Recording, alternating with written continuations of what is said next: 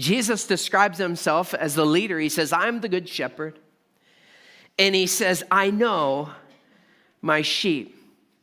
In essence, here's what he's doing. He's focusing on relationship here.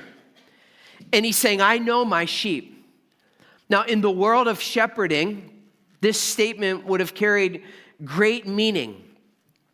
Shepherds in the first century, they weren't distant managers. They didn't just manage flocks of sheep from a distance. They didn't just sit in an office and oversee flocks of sheep. They were deeply invested in the relationship that they had with that particular animal. They weren't distant managers, but they worked. Their daily presence was constant and was attentive.